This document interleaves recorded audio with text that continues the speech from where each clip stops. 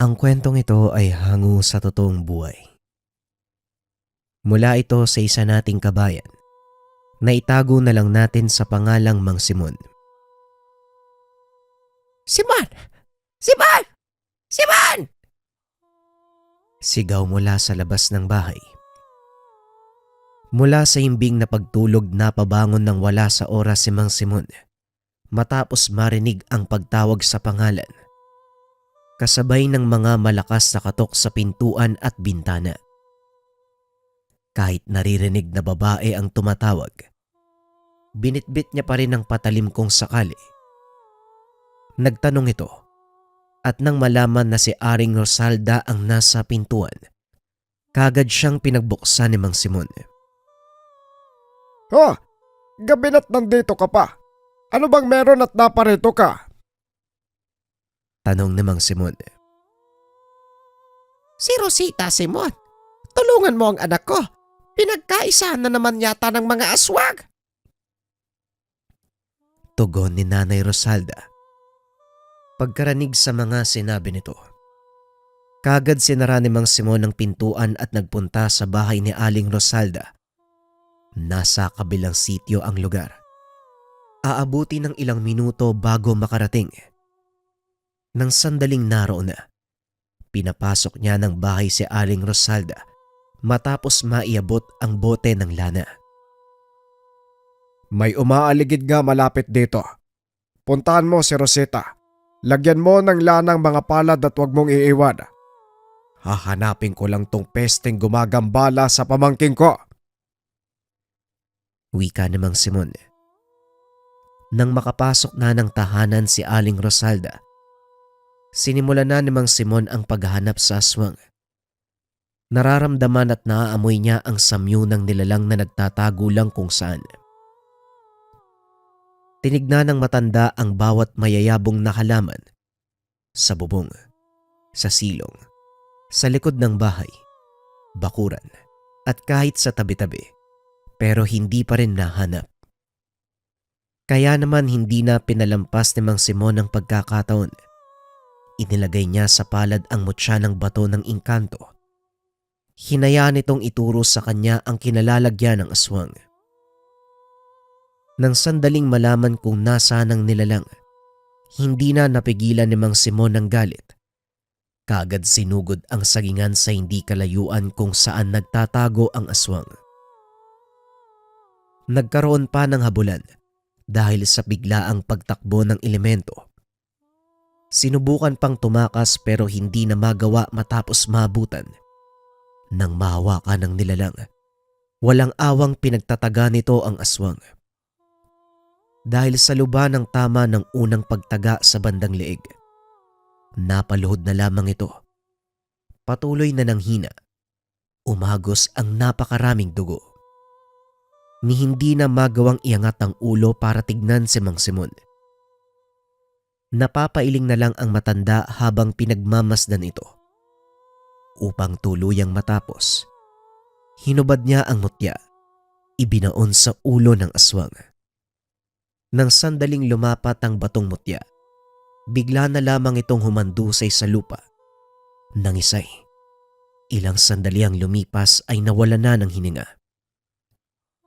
Dahil wala nang nararamdamang panganib sa paligid, bumalik na si Mang Simon sa tahanan ng kapatid. Naabutan niya ang dalawa na umiiyak dahil sa mga naganap. Tumahan na kayo. Wala na. Pinatay ko na ang aswang. Wika ni Mang Simon. Ay mabuti naman.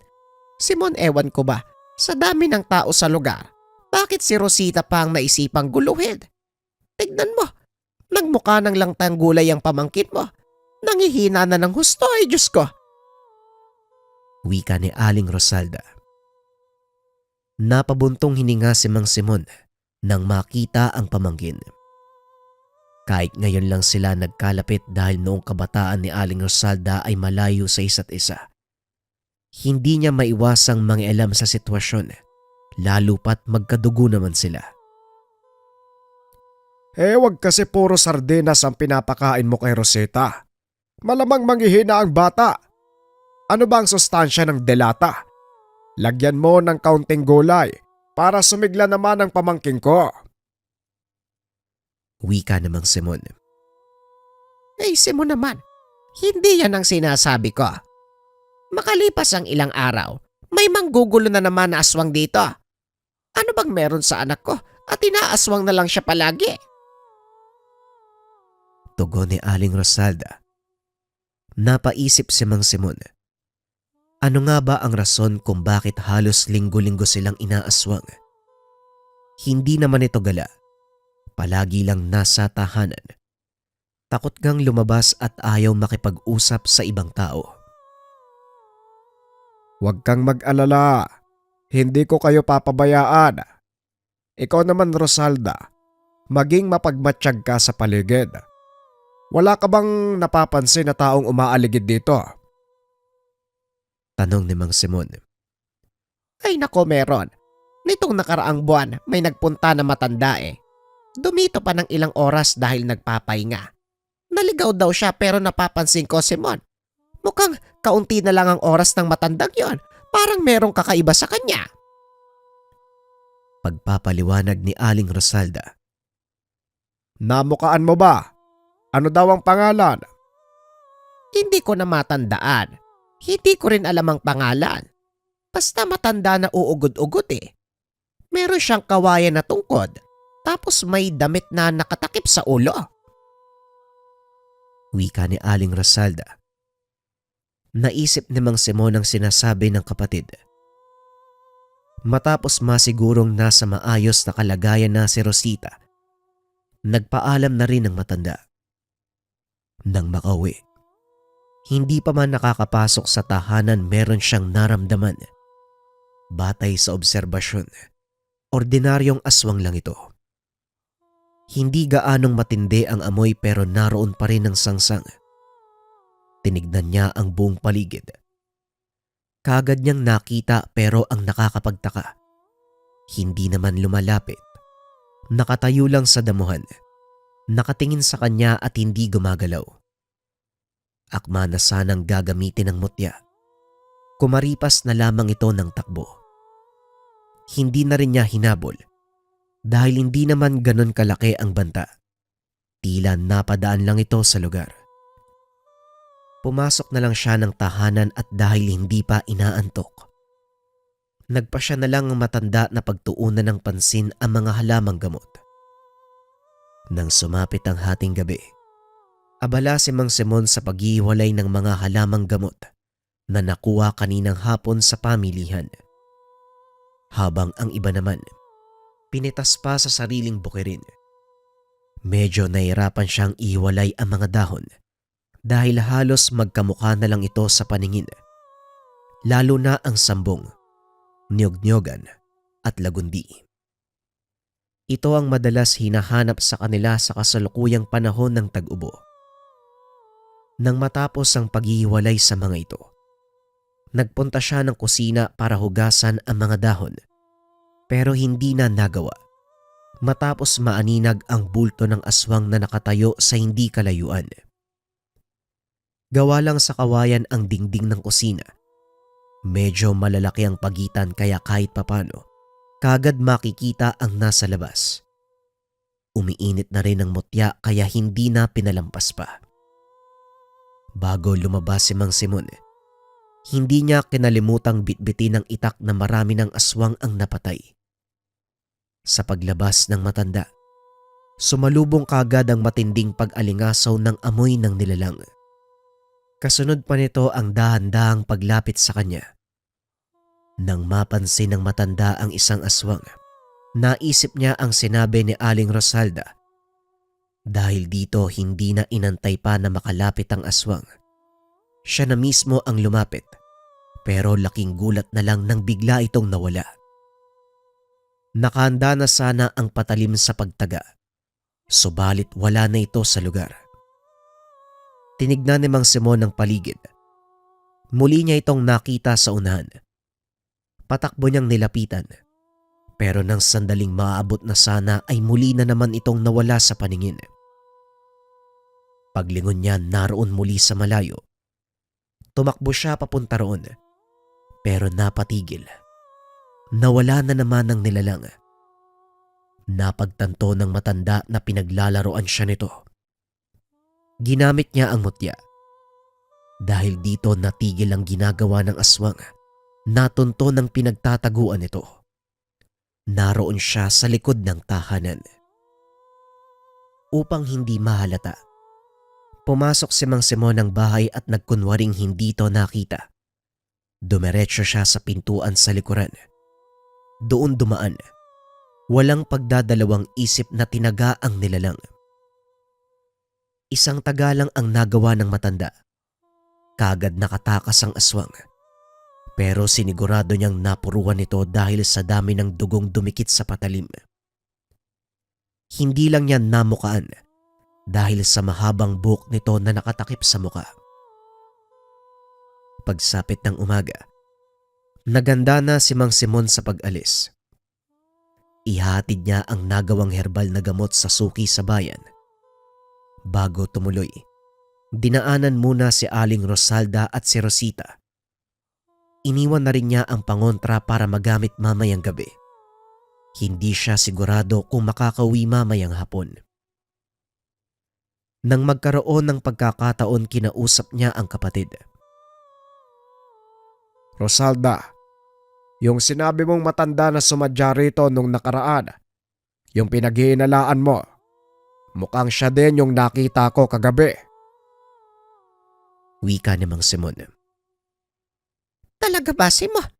Ay, puksain mo yung matandang yun. Grabing pasakit ang binigay niya sa anak ko. Tugon ni Aling Rosalda. Dahan-dahan lang tayo. Hindi pa naman kumpirmado kung yung matanda ba talaga ang may kagagawa ng nangyari kay Rosita. Lalo pat, hindi lang naman matatandang aswang ang gumugulo sa kanya. Pero wag kang mag-alala. Ako nang bahala sa usaping ito. Basta bantayan mo ng maigi ang pamangkin ko.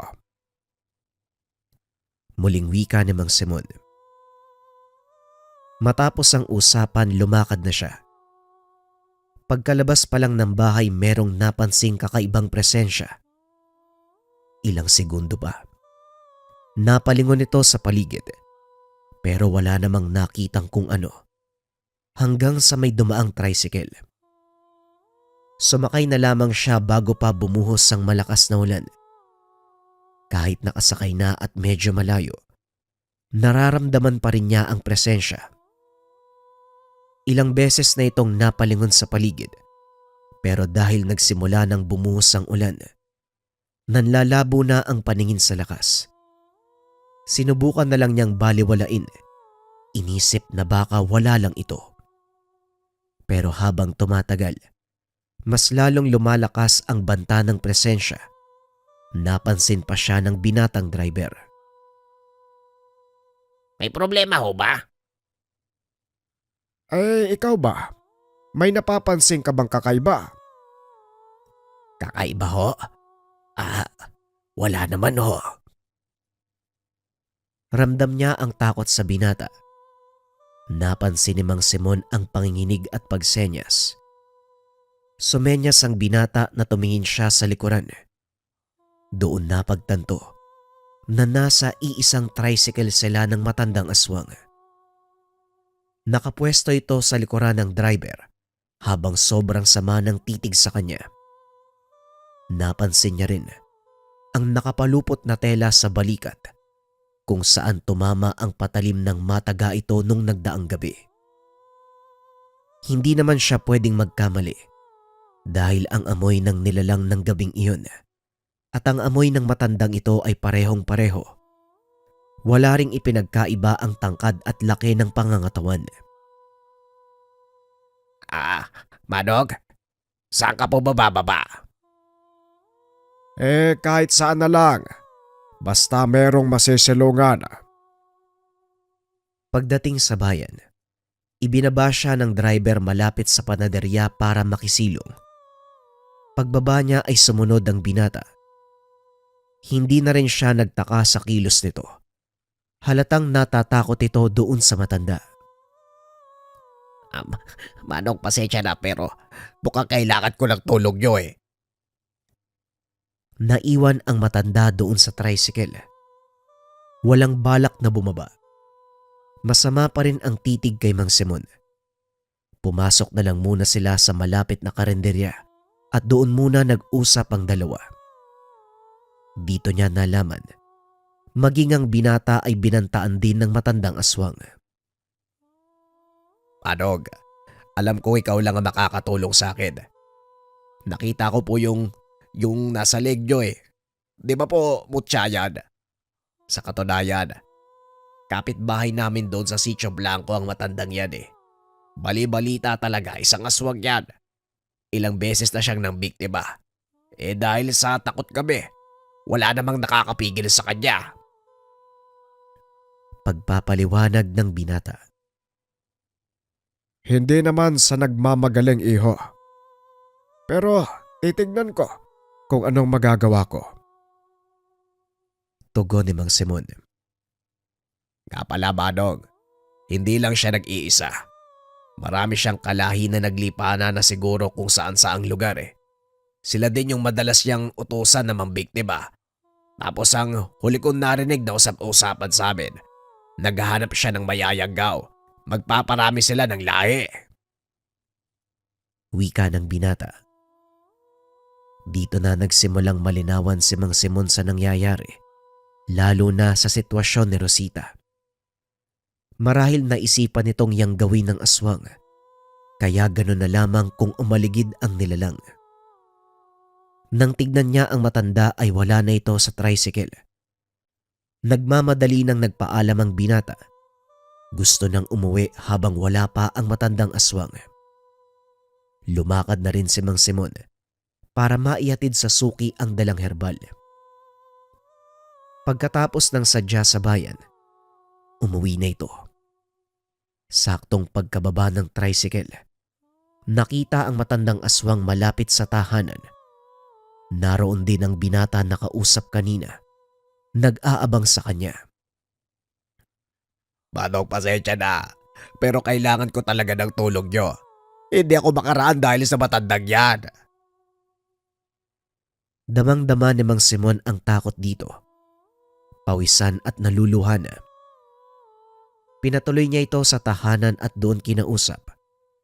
Ayon sa binata, gusto siyang yang gawin ng matanda. Sinubukan pa siyang linlangin, pero mabuti na lang nagawang labanan bago pa mahuli ang lahat.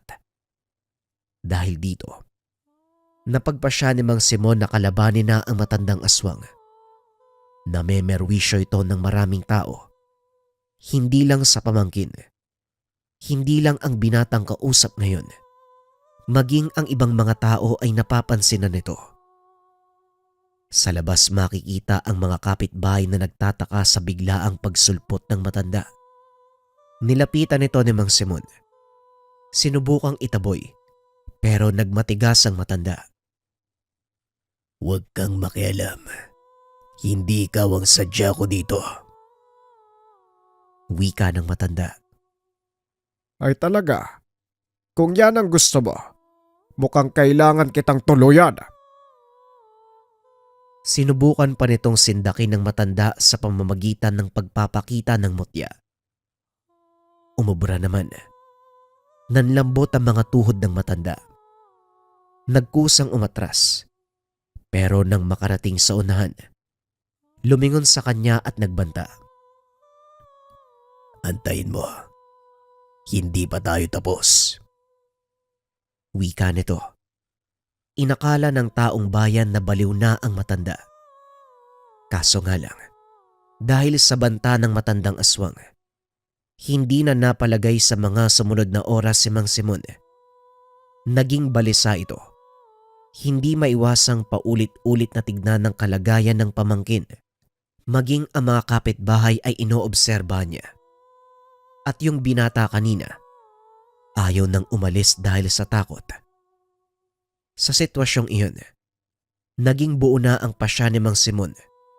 Puntahan na lamang sa mismong tahanan ng aswang at doon pag-usapan ang mga bagay-bagay. Hindi nagpakampante ang matanda. Tuso ang mga nilalang, kaya naman nagdala siya ng pangontra. Maging ang kanyang mutya hindi tinanggal sa katawan. Hindi rin niya kinalimutang magdasal, magsagawa ng orasyon bilang proteksyon, habang binabaybay ang daan papunta sa bahay ng matanda. Ginabayan siya ng binata hanggang sa kalsada lang dahil ayaw nang sumuot pa sa kakawyan kung saan nakatayo ang eksaktong barong-barong ng aswang. Panog, kayo na po bahala. Mag-iingat po kayo. Sinoong ni Mang Simeon ng kakawyan. Sobrang kipot ng daanan. Katulad ng sinabi ng binata, merong ibang kasama ang matandang aswang. Naabutan niyang may kausap ito na 2 tao. Isang babae at isang lalaki. Nag-obserba muna si Mang Simeon sa lugar. Nang sandaling umalis na ang mga ito, dito niya isinagawa ang pakay. Kagad napansin ng matanda ang presensya niya. Sinalubong siya sa labas. Nang sandaling iyon ay nagharap na ang dalawa. Anong gusto mo? Bakit ka nandito? Mapapansin ang takot ng matanda. Nag-aalinlangan kay Mang Simon. Hindi na siya nagtaka dahil alam niyang epekto ito ng mutyang tangan. Sabihin mo sa akin, sino yung 2 mong kausap? Hindi mo na kailangan malaman. Anong pakay mo? Umalis ka dito. Abay, talagang bastos ka makipag-usap, ano? Alam mong kayang-kaya kitang patayin eh. Umayos ka. Hindi ako magpapakaamo sa isang katulad mo. Masyado kang nagmamagaling dahil sa mutsyang hawak mo. Huwag ka nang mangialam. Dahil hindi naman kita ginagambala. Binunot ni Mang Simon ang itak at saka sinugod ang matandang aswang. Nagmamadali itong pumasok sa barong-barong. Susunod na sana si Mang Simon. Pero nagtataka siya. Hindi niya mapasok ang lugar. Kahit anong hakbang tila may pumipigil na puwersa sa kanya. Nang tignan ng matanda, ganun na lamang ang pagngisi nito. Hindi niya matukoy kung ano ang inilagay ng aswang. Pero sinikap niyang mabasag ang dome. Gamit ang mutya. Matapos ang orasyon, nawala ang pananggalang na pumipigil. Nagulat ang matanda at kagad nag-anyong aswang para lumaban. Sumugod ito kay Mang Simon. Pero dahil aktibo ang mutya, nahirapan siyang umatake. Kahit pagkalmot ay hindi nito magawa. Binabalot ng puwersa ang katawan ng matanda upang manghina. Kaso nga lang, may kung anong hinugot ang matandang aswang. Nagsaboy ng pulbura. Sa muling pagdilat ni Mang Simeon, wala na ito sa lugar. Nagmamadaling bumalik si Mang Simon sa kalsada kung saan nag-aantay ang binata. Bilisan mo! Dalihan mo! Bumalik tayo sa bahay! Batay sa itinuro ng mutya, papunta ang aswang sa kanyang tahanan. Pinaharurot na ng driver ang tricycle. Pagdating sa bahay, pagkababa pa lang ay bumungad na ang matandang aswang. Nakatayo sa unahan, lalapitan na sana uli ni Mang Simon, pero muli na naman itong tumakbo sa kakawyan. Kagad niya itong sinundan at hindi na hinayaang makatakas. Pero pagdating sa makipot na bahagi, hindi na alam ni Mang Simon kung saan titingin. Dumarami ang bulto ng aswang na nakatayo kung saan-saan. Sa likuran, sa harapan, maging sa magkabilaan. Dito na rin niya naamoy ang matinding alingasaw. Mas matindi pa kumpara sa mga naunang amoy. Lumalakas din ang presensya ng aswang. Kagad niyang inilabas ang bato bago pa man makakilos ang matandang nilalang. Nang sandaling kumalat sa hangin ng bisa, paisa-isang nawala ang mga bulto hanggang sa isa na lamang ang natira, ang tunay na katawan ng matandang aswang. Kagad itong kumilos. Sa sobrang bilis na hirapang humabol si Mang Simon. pero hindi na nabahala. Gawa ng masusundan niya gamit ng mutya.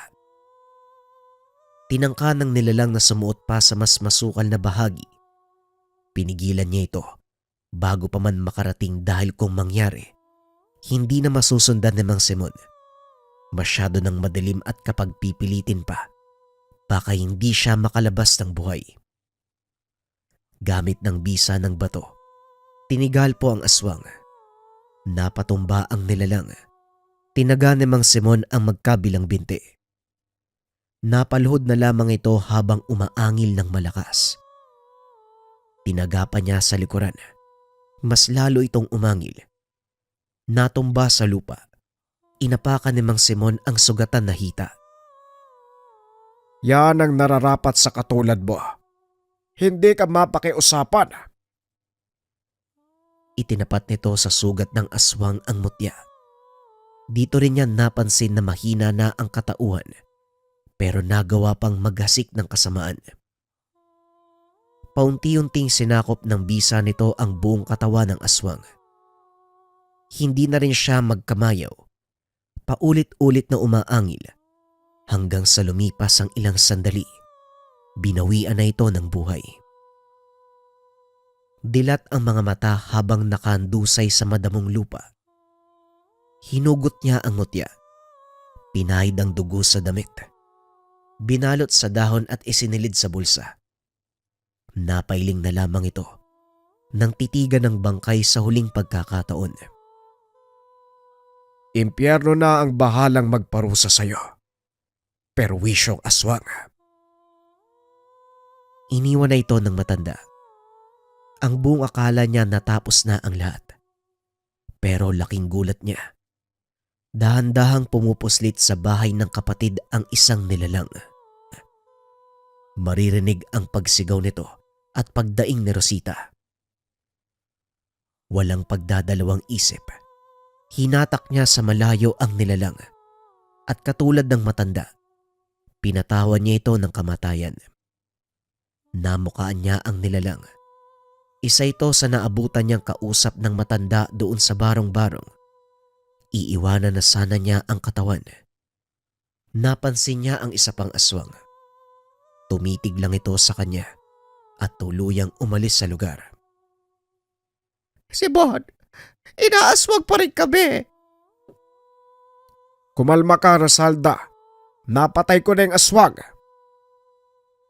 Dali-dali niyang tinignan ang kalagayan ng pamangkin. Hirap itong huminga dahil sa takot. Nagawa namang pakalmahin at matapos mapainom ng herbal. Bumalik na sa normal ang kalagayan. Dito na rin siya nagpalipas ng gabi. Balak pang abangan ang isa pang nilalang. Pero sumapit na lang ang bukas. Wala nang nagparamdam. Paunti-unti na rin bumalik ang sigla ni Rosita. Palagi itong pinapainom ng herbal na gamot at upang masigurong hindi na malalapitan ng anumang banta ng aswang, binaunan niya si Rosita ng proteksyon. Sa paglipas ng mga araw, nabagot si Mang Simon dahil wala nang nilalang ang nagpaparamdam. Nagsagawa na ito ng orasyong pangkalahatan. Ito ay isang ritual kung saan mapoprotektahan ang buong baryo. Natuwa naman si Mang Simon dahil hindi lang ang kanyang baryo ang natahimik, maging ang mga karatig sityo. Nawala na rin ang balita ng mga nanggagambala. Pero hindi nagpakampante si Mang Simon. Alam niyang anumang oras, alam niyang maaari siyang balikan ng mga aswang. Ang susunod na kwento natin mga kabayan ay tungkol sa mutya kasama ng banal na tubig. Magandang mapakinggan nyo ito mga kabayan kung paanong ginamit yung mutya kasama ng banal na tubig kontra sa mga nilalang at aswang. Huwag na nating patagalin pa, simulan na natin ang kwento. Ang kwentong ito ay hango sa totoong buhay. Mula ito sa isa nating kabayan na itago na lang natin sa pangalang Tatay Goryo. Walang eksaktong taon. Probinsya ng Siquijor. Alas 4 pa lamang ng hapon siksikan na sa bahay pasugalan na pagmamay-ari ni Mang Pasito. Wala nang ibang sugalan sa lugar. Kompleto naman sa mga padulas. Kaya tuloy-tuloy ang gawain umaga man o gabi. Depende sa tagal ng perang iikot sa bawat mesa. Kabilang si Tatay Goryo sa halos 100 sugarol na sumasadya sa bahay sugalan. Pero naiiba ito sa lahat dahil sa tangang mutya na nagbibigay ng swerte sa kanya. Walang palya. Lahat panalo. Bawat ikot ng sugal ay limpak-limpak na salapi ang napapalalunan. Isa rin ito sa ipinagtataka ng mga nakakakilala sa kanya. Sa kabila ng malaking perang naiuuwi, iisang pares lamang ng damit at sapatos ang palaging suot sa araw-araw. Kupas na maong, lumang sapatos, puting t-shirt na nagkulay kalawang na sa kalumaan. Ang hindi nila alam, pinapadala ni Tatay Goryo ang pera sa probinsya kung saan naroon ang mga magulang na kahit matanda na, patuloy pa rin sa pagtatrabaho sa bukid. Malawak ang kanilang lupain at para matugunan ng pangangailangan, ang perang pinapadala ang solusyon. Nagsusugal siya hindi dahil sa bisyo, kundi para sa pangangailangan ng karamihan. Pare Goryo, baka naman pwedeng makautang dyan. Ang laki na ng halagang napanalo mo. Pangatlong ikot pa lang. Wika namang Tasyo. Oo nga, paring Goryo. Ano ba ang sekreto mo? Walang palya yung pagkapanalo mo Wika ni Mang Candido. Ilan sa mga tao sa pasugalan. Depende lang yan sa kapit ng swerte mga pare. Siguro, magdasal muna kayo bago magsugal. Tugon ni Mang Goryo. Ay nako, papakinggan ba ng Diyos ang dasal ng isang sugarol? Muling wika ni Mang Candido. Nagtawanan ang tatlo sa sinabi nito. Tong-its ang palaging nilalaro nila. Nagkakahalaga ng 200 piso ang bawat sugal. 2,000 na ang talo ni Mang Candido. Samantalang 1,800 naman ang kay Mang Tasyo. Pero dahil parehong negosyante at may lihim na transaksyon sa ibang bagay, malaki rin ang kinikita. Lahat ng yon ay nauuwi lang sa sugal. Sa kalagitnaan ng paglalaro, napatingin si Mang Goryo sa itaas. May ikalawang palapag ang bahay sugalan kung saan tumataya ang malalaking tao, katulad ng nagsisilbi sa gobyerno at iba pang kilalang negosyante ng lungsod. Mula sa itaas, naaamoy niya na ang kakaibang samyo. Makalipas ang ilang sandali ng tingin, nahanap niya ang nagmamay-ari ng nasabing amoy, galing sa lalaking bagong dating. Nakaupo ang lalaki sa tabi ni Mang Pasito, kasama pa niya ang 2 tauhan. Habang nagpapatuloy ang laro ni Tatay Goryo, sinusulyapan niya ang kinalalagyan ng 2. Napagtantong nagmamakaawa si Mang Pasito sa bisita. Hindi na rin ito nagtaka dahil marami namang sumasadya kay Mang Pasito para maningil ng utang. Pero sa lahat ng tagasingil, ang lalaking ito ang naiba.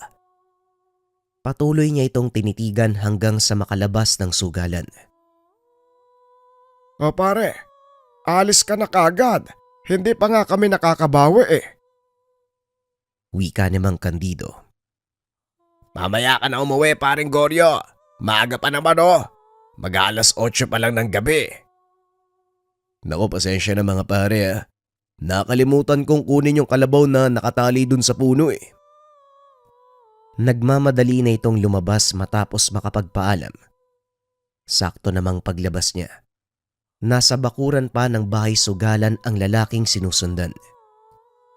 Don Tornado, mukhang hindi na makakabayad ang matandang yun Mas mabuti siguro, kunin mo yung bahay pasugalan.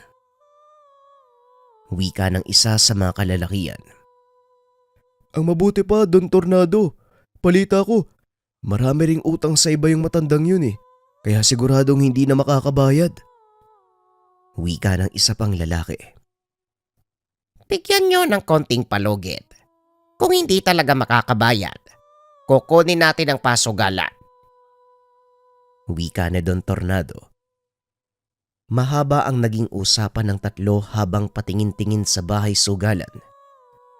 Tahimik namang nakaupo si Tatay Goryo sa may pintuan at nakikinig. Hanggang sa mapansin niya ang kakaibang titig ni Don Tornado doon sa buntis na dumaan. Napaayos pa ito ng tindig sabay lunok ng sunod-sunod. Pagkatapos hindi nilubayan ang tingin ng buntis kahit nasa malayo na. Nang magkatinginan ang tatlo, tila nagkaintindihan sila. Kagad sumakay ng sasakyan, sinundan ng dinaanan ng babae. Dito na kinutuban si Tatay Goryo. Kagad niyang sinundan ang mga kalalakihan gamit ang bisikleta. Hindi naman ganong kabilis ang pagpapatakbo ng mga ito. Napansin ni Tatay Goryo kung saan papunta ang babae. Dadaan ito sa kalagitnaan ng masukal na kagubatan na merong maliit na daanan. Mabibilis ang paghakbang nito matapos matunugan na may sumusunod sa kanya. Medyo nahirapan din siya dahil meron pang bitbit sa magkabilang kamay, gawa ng galing pa ito sa pamilihan. At dahil hindi nakakasya ang sasakyan ni Don Tornado, pinarada ito sa tabi. Sinundan pa rin ng babae. Nang mapansin ni Tatay Goryo na takot na ang buntis, natataranta at hindi mapakali, binilisan niya ang pagpadyak sa bisikleta. Lumis siya ng daan at sinalubong ang babae. Halos matumba ito dahil sa gulat. Mabuti na lamang kagad siyang nakilala ng babae kaya kumalma ito. Ito ay anak ng pinsan ni Tatay Goryo. Hinatid niya ang buntis sa kanila at doon na lang din muna nagpalipas ng ilang oras. Hindi pa niya magawang umalis dahil nasa paligid pa ang banta. Nang tuluyang kumalma ang paligid, doon lang nagpaalam ang matanda. Pasado 10:00 na nang makauwi si Tatay Goryo. Habang binabaybay ang daanan, bigla na lang siyang napahinto sa bakuran ng bahay. Matapos mapansin ang iilang presensya, biglaan itong lumitaw.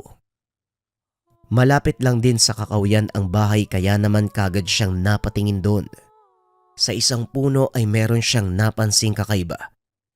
Sa likod nito nakatago ang isa sa mga presensyang napansin. Sa kabila ng banta naging kalmado si Tatay Goryo. Maingat na bumaba ng bisikleta. Saktong pagkarap bumungad sa kanya ang isang aswang. Ilang hakbang lamang ang layo mula sa kinakatayuan. Mukhang gutom na gutom ang nilalang. Walang tigil sa pagtulo ang laway. Gustong-gusto ng sumunggab. Mula naman sa likuran napansin ni Tatay Goryo ang dalawa pang tao. Kahit hindi makilala ang mga ito dahil malayo at madilim. Batid niyang ito din yung mga tao na sinundan kanina, ang grupo nila Don Tornado. Bago pa man tuluyang makagawa ng anumang kilos, hindi na nakapaghintay ang karap na aswang.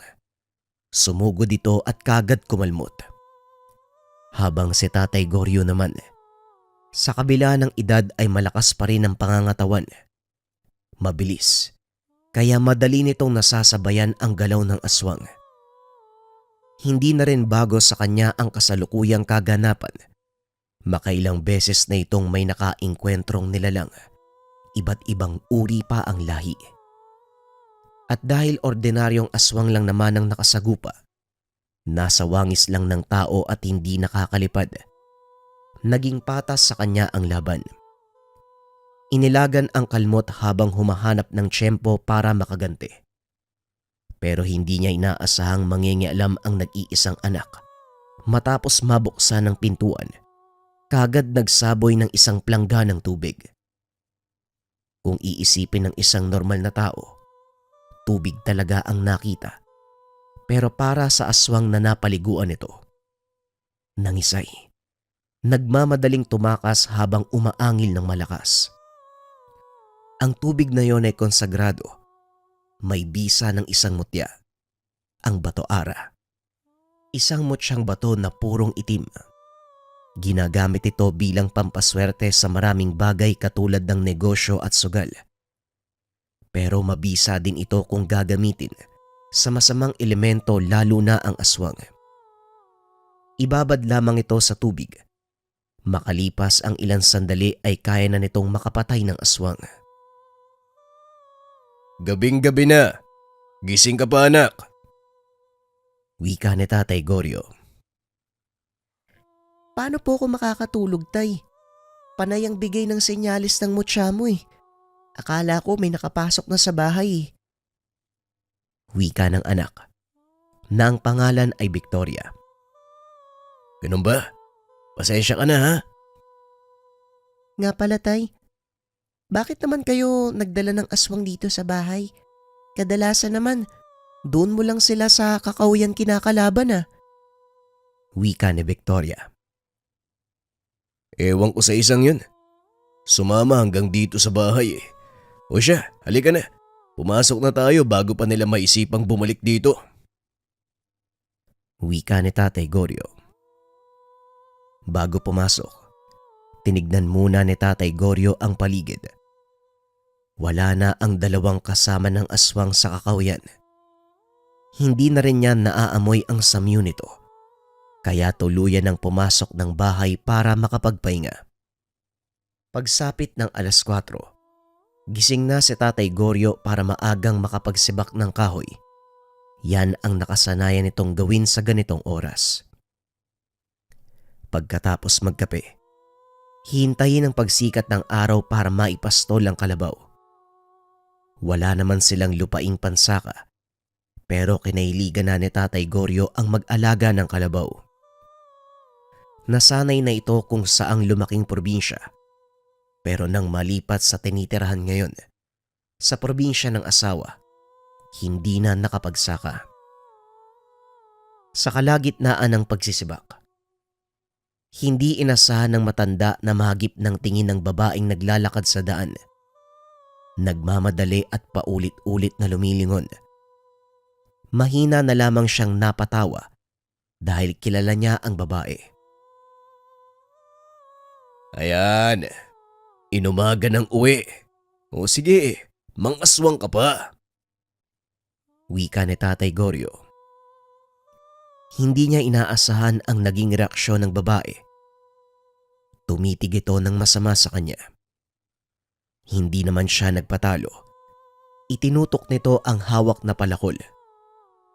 Hindi na pumalag ang babae at naglakad na paalis. Mas lalong natawa si Tatay Goryo. Ibinalik na lamang ang pansin sa ginagawa. Makalipas ang ilang oras, sumikat na ang araw sa pagpatak ng 6:00 ng umaga. Gising na rin si Victoria. Kaagad nagpakulo ng tubig para makapagtimpla ng kape. Sinabay niya na ang pagsaing at pagluto ng ulam. Pagkatapos nun, tinawag na si Tatay Goryo para sabay na makapag-agahan. Pagkatapos sa pagkainan, bumalik si Tatay Goryo sa nakasanayan, ang pagbabad ng mutya sa tubig. Ang tubig na binabaran, kadalasang iniiwan sa anak bilang pangontra sa masamang loob at nilalang na naglalakas loob namang biktima. Magmula nung natutunan niya ang ganitong bagay, ito na ang nagligtas sa kanila sa makailang beses na panganib. Tay, pupunta ba kayo ng sugalan ngayon? Tumawag pa naman si Lola Minding. Baka raw makapagpadala ka ng pera. Nasa lanta ng bagyo yung bukirin eh. Maraming gastusin para sa pagpapaayos. Wika ni Victoria. Oo, sasadya akong sugalan pero magpapadala muna ako sa lola mo. O siya, lalakad na ako. Gagabihin yata ako. Kapag merong umaligid na masamang elemento, huwag kang magdadalawang isip na sabuyin ng tubig. Maliwanag ba? Alam ko na po yun, Tay. Basta huwag kayo magdala ng aswang pag-uwi kagaya kagabi. O na, sige na. Mauna na ako. Wika ni Tatay Goryo. Sakto naman na papuntang bayan ang napadaang tricycle. Kaya naman sumakay na ito. Sa daan palang papuntang bayan, napansin na ni Tatay Goryo ang nakasunod. Matanda man ang edad. Matalas pa rin ang isipan para matandaan kung kaninong sasakyan ito. Walang iba kung hindi kay Don Tornado. Pagbaba niya sa mismong bayan, bumaba din sila at bumuntot sa kanya. Isinawalang bahala niya ito dahil hindi naman sila basta makakagawa ng kasamaan. Matao sa paligid at halos siksikan. Sinundan pa siya ni Don Tornado hanggang sa sanlaan kung saan naguhulog ng pera para ipadala sa probinsya. Hindi na lamang niya pinalata na napansin ang mga ito. Kalmado siyang naglalakad at nagtatanong sa mga nagbebenta pero hindi bibili. Sadyang inoobserbahan lamang ang tatlo. Nang magawa niyang mailigaw ang mga ito, nagmamadali nang bumalik si Tatay Goryo para makapagsimula sa bahay sugalan. Matao rin doon pagdating sa lugar. Hindi na ito nagulat. Makalipas ang ilang oras ay dumating si Don Tornado. Nagkatitigan sila pero iniwas niya ang tingin upang hindi mahalata. Nang mga sumunod na oras, hindi na mapalagay ang tangang mutya ni Tatay Goryo. Gusto nang kumawala ang bisa dahil sa mga aswang na nasa paligid. Sinikap niyang pakalmahin muna ang mutya. Dumarami na ang tao sa sugalan dahil araw ng Sabado. Kakatanggap lang ng sahod ng mga sugarol, kaya kagad nagsiksikan sa lugar. Pagsapit ng alas 11 ng gabi, dito na nagkaroon ng pagkakataon si Tatay Goryo. Kakaunti na lamang ang mga tao, isa-isang umuuwi matapos matalo. Sa puntong iyon, hindi na siya nagsusugal.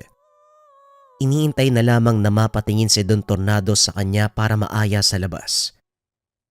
Kanina pa nakabantay sa kilos niya ang 2 tauhan nito. Sigurado siya, kung sila lang ang nasa bahay sugalan, malamang kanina pa sumugod ang mga ito. Nang mapatingin sa kinaupuan niya si Don Tornado, nagmamadali itong tumayo at saka lumabas. Napangiti naman siya nang mapansing sumunod dito, pati na rin ang 2 tauhan.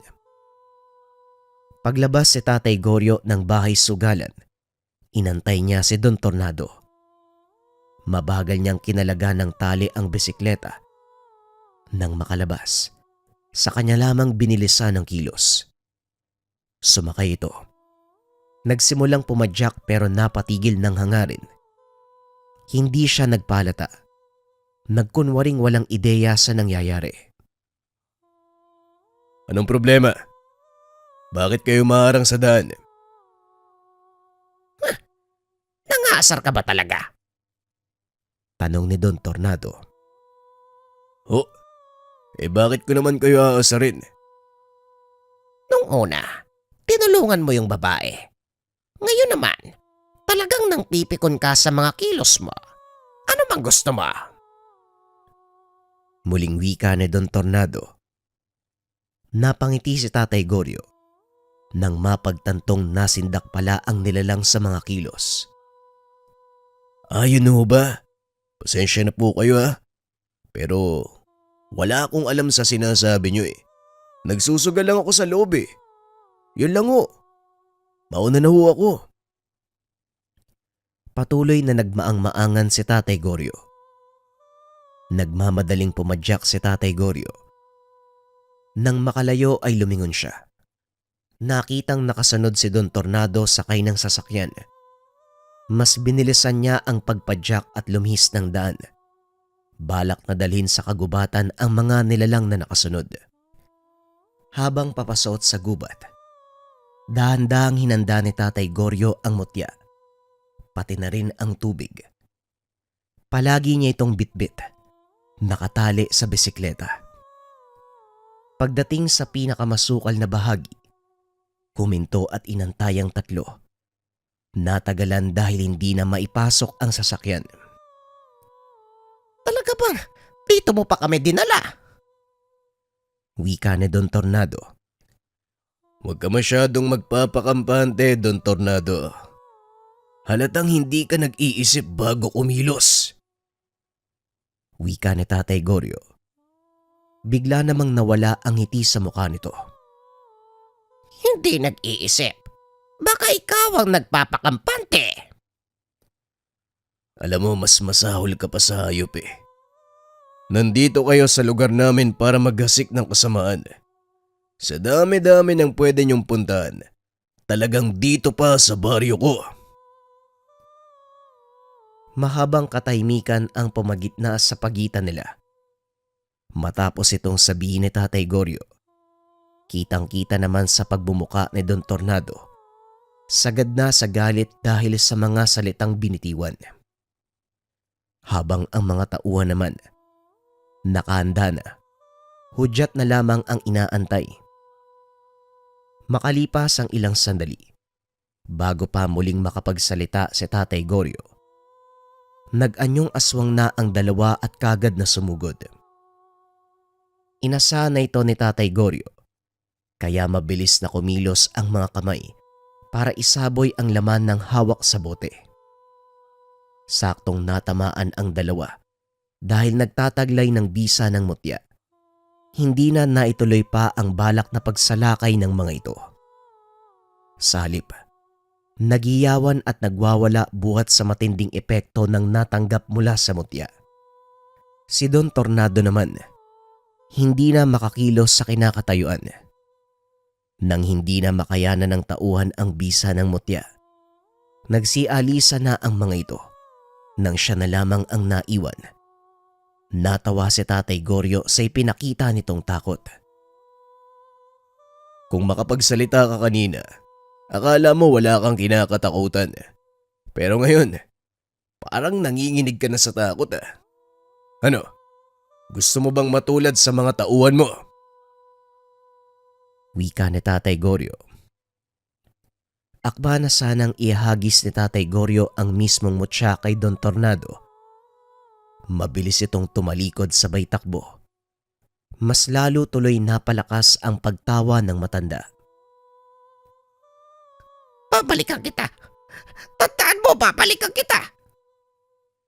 O sige lang, mag-aantay ako. Tumakbo ka lang. Kahit naman bumalik ka, wala ka rin magagawa. Matapos ng kaganapan ay tuluyan na siyang umuwi. Madaling araw nang maalimpungatan si Tatay Goryo sa kalampagan sa bubong. Pasado 1:00 ng mga oras na yun. Kahit antok na antok, pinilit bumangon para alamin ang nangyayari. Nang maamoy ang umaalingasaw na baho, hindi na ito nagdalawang isip na bitbitin ng balde palabas. Walang pasabing isinaboy ang lamang tubig pa itaas. Ilang sandali lang, bumagsak sa lupa ang aswang na galing sa bubong. Nangingisay dahil sa tubig na may mutya. Hinablot pa ni Tatay Goryo ang palakol na nasa silong ng bahay. Nilapitan ang aswang. Akma na sanang tatagain, kaso nga lang may napansin mula sa likuran. Paglingon niya, bumungad ang isa pang aswang. May bakas pa ng paso sa muka at dibdib. Wala na itong ibang maisip kung hindi ang tauhan ni Don Tornado na nakaharap kagabi. Nang sumugod ang aswang, ito naman ang binalingan ng atensyon. Pinaulanan niya ng kalmot pero wala namang tumatama. Sa napapansin niya, nag-aalangan ng aswang na tuluyang lumapit sa kanya. Nang makatsyempo, siya naman ang walang tigil na nagbato ng taga. Hindi tinigilan hanggang sa matamaan sa braso at hita. Sa lalim ng sugat, nahirapan na itong kumilos. Bumagsak at napayaw na lang sa sakit. Binalikan niya ng pansin ang naunang nilalang. Gumagapang na ito upang makatakas. Hinambalos niya ang ulo nito. Gamit ang hawakan ng palakol kaya napasubsob ang ulo sa bato. Nangisay ito ng todo. Mapapansin ang pag-iingalo. Ilang sandali pa nagising ang anak na si Victoria matapos maamoy ang matinding pag-alingasaw. Kagad binitbit ang plangganang may tubig saka lumabas. Nang makita ang aswang na nakahandusay sa bakuran, binuhusan niya ito. Napasigaw nang mapansin ang isa pang aswang na nasa tabi ni Tatay Goryo. Tatay, ano ba to? Ang sabi ko sa'yo, huwag kang magdala ng aswang dito. Wika ni Victoria. Anak, wala akong dinadala. Sila ang kusang lumapit dito sa bahay eh. O ayan o, may isa pa. Kagad inutusan ng matanda si Victoria na pumasok ng tahanan matapos makita si Don Tornado na naglalakad papalapit. Nanlilisik ang mga mata dahil sa labis na galit. Giniba ang bakod na gawa sa kawayan. Bakit parang galit na galit ka, Don Tornado? Tandaan mo, kayo ang kusang lumapit sa akin. Tinapatan ko lang kung ano ang ginagawa nyo. Dumidepensa lang ako. Wika ni Tatay Goryo. Wala nang salitang lumabas sa bibig ni Don Tornado. Nag-anyong aswang ito. Kagad na sumugod. Mabilis ang pagkilos ng nilalang. Nakakaya na namang sumabay ni Tatay Goryo. Patuloy lang ito sa pag-atake. Sinisikap na mahawakan siya upang makagat. Habang tumatagal, mas bumibilis ang nilalang at natatamaan na si Tatay Goryo. Makailang ulit pang natumba pero nakakabangon naman. Kaso nga lang muling bumabagsak matapos matamaan ni Don Tornado. Sa puntong ito, napapaisip na si Tatay Goryo ng ibang solusyon dahil kung sa tapatan ng lakas, hindi niya kakayanin ang nilalang. Sinikap niyang ilagay ang mutya sa katawan ng aswang pero hindi niya magawa dahil mabilis ang kilos. Samantalang si Victoria na nanonood mula sa bintana, kitang-kita niya kung paanong nahirapan si Tatay Goryo. Ilang ulit siyang nakasaksi ng sagupaan ng ama laban sa iba't ibang aswang. Pero madali lang itong napapatumba. Hindi katulad ng kalaban ng ama sa mga oras na ito. Dahil sa pag-aalala, naganap na siya ng paraan para makatulong.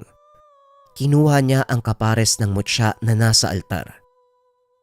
Nang makita ito sa kwarto ng ama, nagmamadali siyang lumabas sabay dampot ng bote sa altar. Pagkalabas, nakapaibabaw na ang aswang kay Tatay Goryo. Nahihirapan na ito sa pagpigil at ngayong kaunti na lang babao na sa mga mata ang matutulis na kuko ng nilalang. Pero hindi na nangyari. Matapos isaboy ang laman ng dalang bote, sabay subo ng mutya sa bibig ng aswang. Napaiwalay ang nilalang kay Tatay Goryo. Natatarantang napasuot sa kakawyan at doon pumakawala ng malakas na daing. Kinalmot pa ang sarili dahil sa tindi ng kapit ng bisa ng mutya. Sinundan nila ito. Nasaksihan ang huling sandali ng nilalang. Nang bumagsak, nangisay pa ng ilang sandali bago tuluyang malagutan ng hininga. Namatay na ito. Lumabas mula sa bibig ang mutyang naisubo. Buti nga sa'yo. Tay, kilala mo ba yung aswang na yan? Hindi na sumagot pa si Tatay Goryo sa anak. Ang importante sa kanya, wala na si Don Tornado. Lumapit siya sa bangkay at kinuha ang mutya. Dahan-dahang kinain ng lupa ang katawan ng nilalang. Ang laking tulong talaga ng mutya mo, Tay, no? Kung hindi dahil dyan, malamang patay na tayo. Tama ka dyan, anak. Basta may mutya ang isang tao at ginagamit mo para makatulong sa iba, poprotektahan ka rin ng mutya. Kaso nga lang, kaakibat ng pagkakaroon ng tanga ng iba't ibang uri ng pagsubok. Kaya kung sakaling gusto mong ikaw ang magmana nito, alam kong nasasanay ka na lahat ng bagay merong kapalit. Kung magkakaroon ka ng malakas na katangian, meron kang responsibilidad na tumulong sa ibang tao. At ang pinakamalala sa lahat, meron kang responsibilidad na protektahan ng mutya dahil gusto itong kunin ng iba't ibang elemento at nilalang. Muling wika ni Tatay Goryo. Matapos ng kaganapan, nagpatuloy ang buhay ng mag-ama. Ganun pa rin ang gawain ni Tatay Goryo. Nagsusugal. Ipinapadala sa mga magulang ang pera. Ngunit ang ibang natitira, ipinangtutulong niya sa mga kababaryo. Hindi man alam ng mga tao sa lugar, hindi lang sa pinansyal nakakatulong si Tatay Goryo. Siya rin ang tagapagbantay sa buong lugar kapag merong mga nanggagambalang aswang. Sa paglipas ng panahon, sinubukang ituro ni Tatay Goryo ang mga nalalaman sa anak. Buong puso naman itong tinanggap ni Victoria. Naging malinaw sa kanya na darating ang panahon. Siya ang papalit sa responsibilidad ng kanyang tatay bilang tagapangalaga ng mutya ng Batoara at bilang tagapangalaga ng binasbasang tubig kontra sa mga nilalang. Maraming salamat sa pakikinig ng ating kwento mga kabayan. Abangan pa mga susunod na storya dito sa ating channel. Paalam.